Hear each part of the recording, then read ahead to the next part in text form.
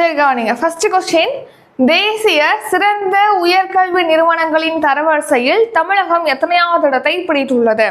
Answer option A, முதலிடம். So பார்த்தீங்கன்னா ஒவ்வொரு வருஷமும் மத்திய கல்வி அமைச்சகம் வந்து NIRF அப்படிங்கிற ரேங்கிங்ஸ், அதாவது தேசிய உயர்கல்வி நிறுவனங்களுடைய சிறந்த கல்வி நிறுவனங்களுக்கான தரவரிசையை ரிலீஸ் பண்ணுறாங்க.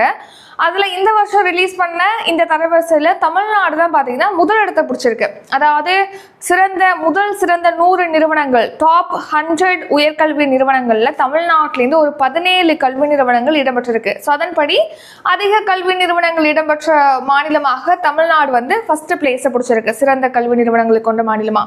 செகண்ட் பிளேஸ்ல மகாராஷ்டிரா 11 கல்வி நிறுவனங்களோட இருக்கு.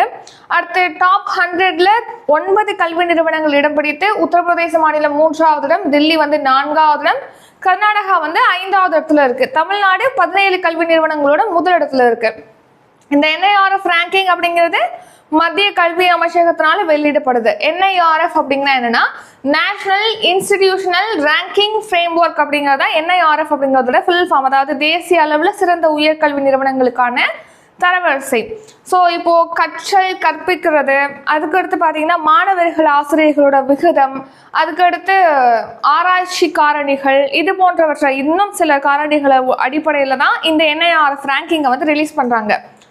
ஸோ மொத்தமாக 17 பிரிவுகள், சிறந்த உயர்கல்வி நிறுவனம், சிறந்த மருத்துவக் கல்லூரி, சிறந்த கல்லூரி அப்படின்னு சொல்லிட்டு நிறைய பிரிவு, ஒரு 17 பிரிவுகளின் கீழ் இந்த தரவரிசையானது ரிலீஸ் பண்ணுறாங்க. அதில் முதல் 100 இடங்களில் பார்த்தீங்கன்னா 17 கல்வி நிறுவனங்களை பிடிச்சு தமிழ்நாடு ஃபர்ஸ்ட் பிளேஸில் இருக்குது. அதில் கோவை அமிர்தா விஸ்வ வித்யாபீடம் வந்து 17வது இடம், வேலூர் VIT 21வது இடம், சென்னை SRM அறிவியல் மற்றும் தொழில்நுட்ப கல்வி நிறுவனம் 22வது இடம், சவிதா மருத்துவ மற்றும் தொழில்நுட்ப கல்வி நிறுவனம் வந்து 23வது இடத்தை பிடிச்சிருக்கு.